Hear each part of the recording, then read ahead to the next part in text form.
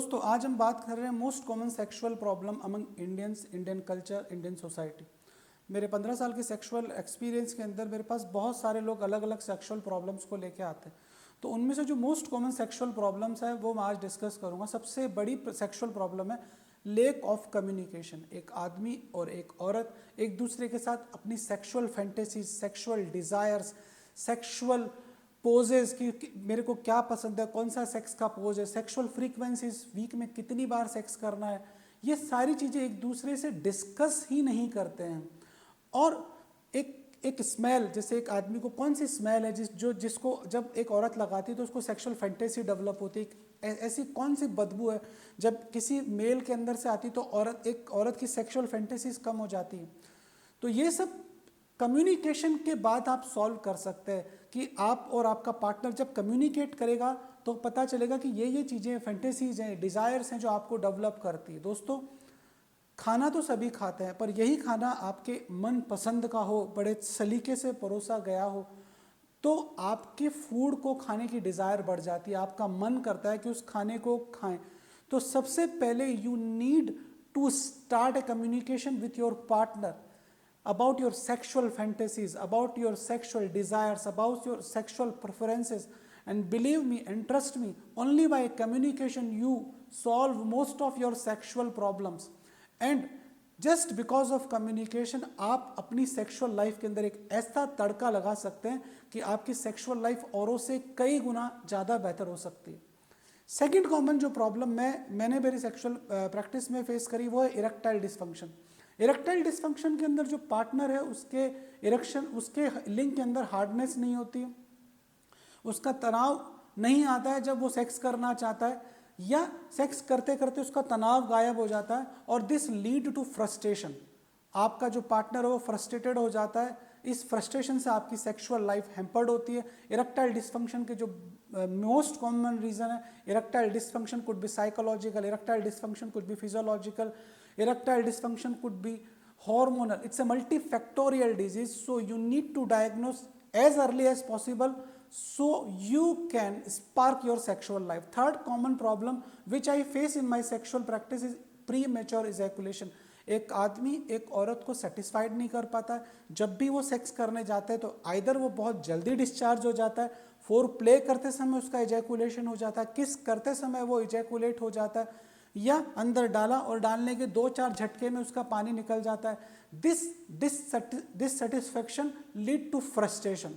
और यदि आपका बहुत बढ़िया खूबसूरत थाली लगाई और उसके अंदर आपने बहुत सारी सब्जियां परोसी और रोटी नहीं डाली तो आपका पेट नहीं भरेगा। तो ये सेम प्रीमेच्योर इजैकुलेशन है।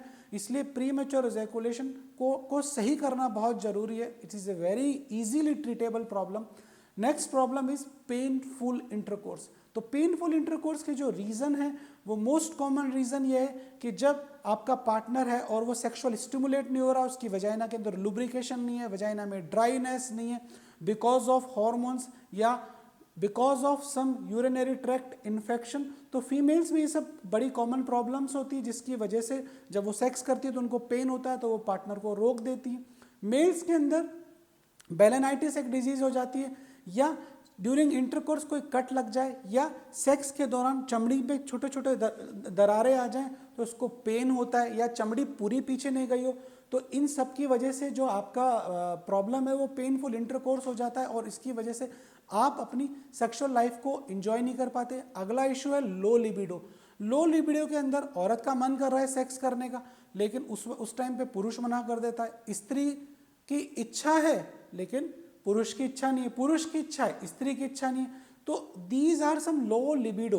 लो लिबिडो इच्छा ही नहीं कर रही, कारण थकान। सबसे ज़्यादा जो थकान हो जाती है, आदमी सुबह से शाम काम करके घर पे आता है, वो थका हुआ है, उसके एनर्जी लेवल्स लो है, स्ट्रेस कई बार बहुत हाई होता है, तो सेक्सुअल आपकी जो प्रॉब्लम्स है वो होने लगती है, आपकी इच्छा नहीं करती है। tiredness, depression, any kind of, there are some medicines which also causes low libido.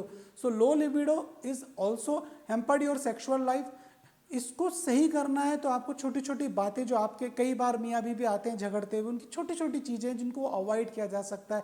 उसकी माँ ने कुछ बोल दिया, ननद ने कुछ बोल दिया, और वो औरत अपने दिमाग में उसको इतना बसा लेती कि एक आदमी को टच नहीं करने देती। जिनको ऐसी छोटी छोटी लड़ाई झगड़े जिनको टाला जा सकता है, आपकी सेक्सुअल लाइफ को ये स्पॉइल करती हैं। तो ये लो लिबिडो को आप आसानी से कोई भी मल्टीविटामिन या कोई भी ऐसे सेक्सुअल रेजुविनेशन थेरेपीज जिनको आप लेंगे तो आपकी सेक्सुअल लाइफ बहुत अच्छी हो जाती है। सिक्स्थ जो इशू है वो है लेक ऑफ सेक्स एजुकेशन। मतलब आदमी और औरत की नई नई शादी हुई है और उनको पता ही नहीं सेक्स कैसे करना है। आदमी को पता ही नहीं डालना का है, औरत को एक फियर है कि जैसे ही सेक्स करूंगी खूब सारा पेन होगा, ब्लड निकलेगा। उसकी सहेली ने बोला था कि सेक्स के समय बहुत सारा ब्लड निकलता। इसकी वजह से वो जो पार्टनर हैं एक दूसरे से सेक्स करने से डरते, और जब सेक्स करने से डरते तो 2-2, 3-3, 4-4 साल हो जाते, शादी के बाद वो सेक्स नहीं कर पाते। And this is the most common reason, because reason of divorce, कि after of marriage they are unable to consume their marriage. वो सेक्स के शादी के बाद सेक्स ही नहीं कर पाते। So this is lack of sex education. So these are some common issues of sexual problem in my practice। ये सब बहुत छोटी छोटी तकलीफें जिनको हम आसानी से सही कर सकते हैं। Just you need to consult a good doctor, a experience doctor. You need to take proper consultation, proper medication, और आपको एक ट्रेंड प्रोफेशनल की ज़रूरत पड़ती है जो आपकी सेक्सुअल प्रॉब्लम को समझ सके कि रीज़न क्या है, क्या प्रॉब्लम क्या है। ये नहीं कि आप गए बाजार से व्याग्रा की गोली खाई, मेनफोर्स की गोली खाई, केमिस्ट से कोई दवाई ले ली, किसी वैद्य से कोई दवाई ले ली, अश्वगंधा का चूर्ण ले लिया। इससे आपकी प्रॉब्लम सॉल्व नहीं होगी, इससे आपके टाइम वेस्ट होगा। So my suggestion, just consult a proper sexual health consultant, trained physician. Thank you.